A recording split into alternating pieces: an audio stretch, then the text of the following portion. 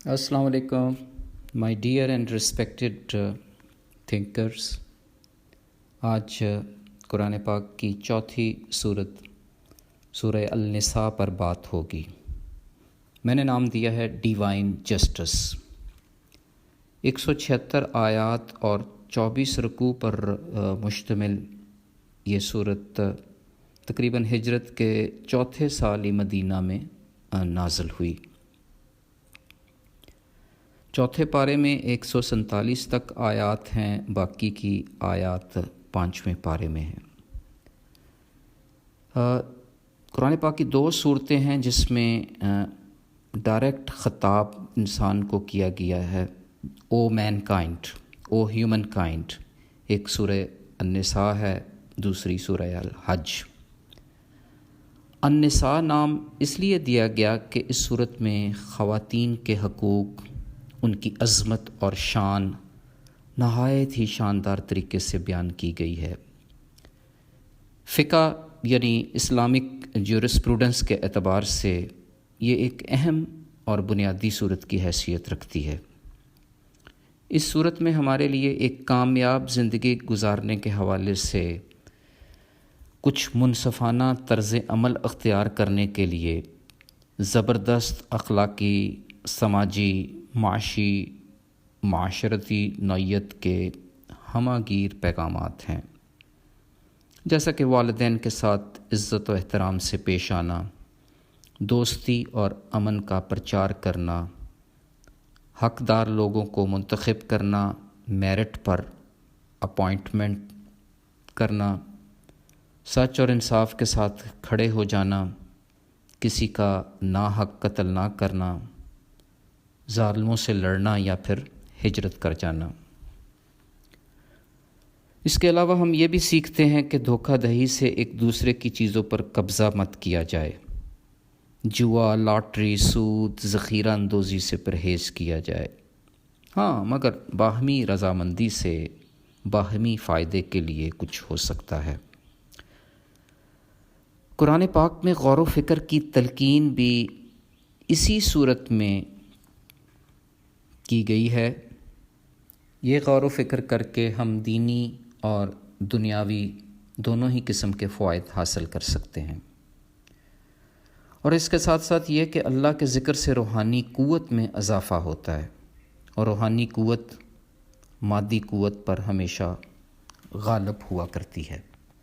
حضرت عبداللہ بن مسعود رضی اللہ تعالیٰ عنہ فرماتے ہیں کہ مجھے سورہ النساء کی 5 آیات اس قدر پیاری ہیں کہ میں انہیں دنیا اور اس کی تمام نعمتوں سے زیادہ محبوب سمجھتا ہوں.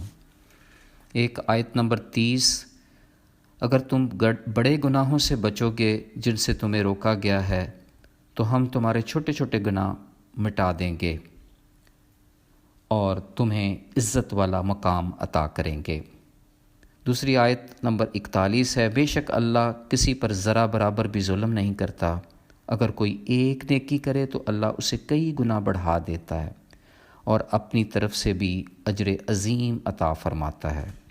اسی طرح پھر تیسرے نمبر پر آیت نمبر 47، قرآن پر ایمان لے آؤ، اللہ کا حکم نافذ ہو کر ہی رہتا ہے. چوتھی پھر آیت نمبر 64، رسول کی اطاعت اور پھر اللہ کا معاف کرنا. آخری 5ویں نمبر کی آیت 110، جو شخص کوئی برائی کرے پھر اللہ سے استغفار کرے تو اللہ کو بخشنے والا بڑا ہی مہربان پائے گا. یوں اس صورت میں اصلاح معاشرہ کے اساس بیان ہوئے ہیں. مقصد امت مسلمہ کا تزکیہ و تعلیم ہے. اس صورت میں ڈائریکٹ خطاب انسان سے ہے. بڑا ہی خوبصورت انداز ہے کہ ہم نے تمہیں ایک جان سے پیدا کیا، یعنی مرد اور عورت میں سیم روح ڈالی، کوئی تضاد نہیں رکھا، اگرچہ مادی اعتبار سے دونوں کی کنسٹرکشن میں فرق ہے. ایک اور دلچسپ بات یہ کہ خدا اور رحم کا واسطہ ہمیشہ سے باہمی تعاون کا محرک رہا ہے. ہم مشکل میں خدا اور رحم کا واسطہ دے کر اپیل کرتے ہیں اور ہماری یہ اپیل سنی بھی جاتی ہے، اور یہ ایک فطرتی عمل ہے۔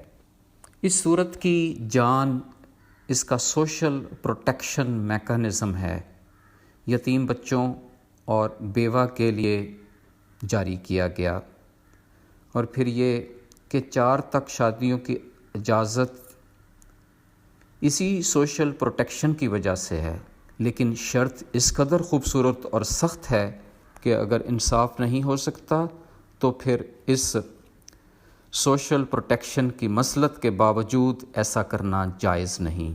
یوں لگ رہا ہے کہ جیسے سوشل جسٹس کو یتیموں کی کفالت سے زیادہ اہمیت دی جا رہی ہے۔ اللہ اکبر۔ اور یتیموں کی برکت سے دوسروں کے حقوق معین کرنے کی راہیں بھی کھل رہی ہیں۔ اسی طرح وراثت کا قانون ایکویلٹی پر نہیں بلکہ جسٹس پر بیس کرتا ہے۔ آج کی ماڈرن دنیا بھی اس سے بہتر کمپریہنسو منصوبہ دینے سے قاصر ہے۔ وراثت کے اس قانون میں پھر عورت کی سوشل پروٹیکشن مقصود ہے۔ ماں باپ کے گھر سے حصہ لینے کے ساتھ ساتھ نئے گھرانے میں بھی حصہ دار ٹھہرتی ہے، اور کفالت کی کوئی ذمہ داری بھی عائد نہیں۔ حقوق بہت زیادہ مگر ذمہ داریاں بہت کم، اور سب سے بڑی بات یہ کہ کوئی بھی خدا کے بنائے ہوئے اس وراثتی اصول میں یا اس جسٹس سسٹم کے اگینسٹ وصیت بھی نہیں کر سکتا۔ کتنی شان ہے کہ عورت کی مرضی کے بغیر کوئی چیز اس پر مسلط نہیں کی جا سکتی۔ ان کی حیثیت آزاد ہستی کی سی ہے، شریعت کے اندر رہ کر اپنے فیصلے کرنے کی پوری طرح مجاز ہے۔ کیا خوبصورت انعام عنایت فرماتے ہیں باری تعالیٰ کہ اگر ناپسندیدگی کے باوجود بھی اپنی عورت سے اچھا برتاؤ کرتے ہو تو پھر دنیا اور آخرت کی برکتوں کے دروازے کھل جاتے ہیں۔ حدیث ہے، حضور صلی اللہ علیہ وسلم فرماتے ہیں، آپ میں سب سے بہترین وہ ہے جو اپنی بیوی کے ساتھ اچھا ہے، اور میں آپ سب میں سے سب سے بہترین ہوں۔ یہ صورت ہماری رہنمائی فرماتی ہے کہ شکر گزاری سچے ایمان کا سرچشمہ ہے۔ اگر ہم شکر گزاری اختیار کریں گے تو اللہ کو کیا پڑی ہے کہ ہمیں عذاب دے۔ صحیح رویہ اختیار کرنے پر اللہ رب العزت قدر کرتے ہیں اور انسان کی توقعات سے بڑھ کر اس کا صلہ دیتے ہیں۔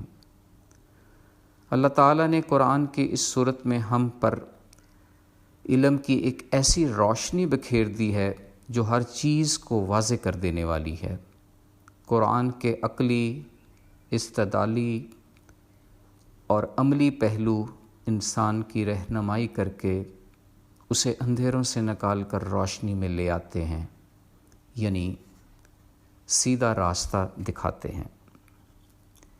ایک آیت کا مفہوم ہے کہ تمام معاملات میں اللہ اور اس کے رسول کی پیروی کرو۔ جو محمد صلی اللہ علیہ وسلم کی پیروی کرتا ہے در حقیقت اللہ کی پیروی کرتا ہے، اور حضور پاک کو تو سب سے بڑا منصف بنا کر بھیجا گیا ہے۔ اس صورت کا کیا پرکشش انداز ہے کہ مرد اور عورت دونوں کو ایک دوسرے پر الگ الگ نوعیت کی برتری حاصل ہے۔ نیکی اور تقوی میں جو جتنی محنت کرے گا اس کو اس کا اجر ملے گا۔ دونوں کا کسی نہ کسی پہلو میں صاحب فضیلت ہونا فطرتی عمل ہے، اور اسلام فطرت کے خلاف نہیں۔ مادری جذبہ محبت پدری جذبہ شفقت سے کہیں مختلف ہے، ایک دوسرے کا نعم البدل ہرگز نہیں۔ ہاں، خاندانی نظام کو چلانے اور بچوں کی تربیت میں دونوں کی اپنی اپنی اہمیت قائم ہے۔ انصاف کی حد نہیں ہو گئی کہ ڈیوائن جسٹس اپنے عروج پر نظر آتی ہے جب بات خواتین کے حقوق کی آتی ہو۔ ویسے بھی 70 ماؤں جیسا پیار رکھنے والے رب کو عورت سے ایسے ہی پیار نہیں کہ اس صورت میں نہ صرف اس کے لیے اتنا جامع ڈیوائن جسٹس کا منصوبہ پیش کر دیا، بلکہ تخلیق کرنے کی ربوبی طاقت عورت کو عنایت بخشی۔ بلا کا اعتماد ہے اگر کوئی سمجھے تو، نعمت کی نسبت رحمت کا صیغہ استعمال کیا، اور پھر ایسے ہی جنت اس کے قدموں تلے نچھاور نہیں کر دی۔ بڑے ہی شانوں والے رب کا یہ منفرد ربوبی انصاف ہے، جس کو ابھی مزید سمجھنے کے لیے غور و فکر کی ضرورت ہے۔ فی امان اللہ، اللہ حافظ۔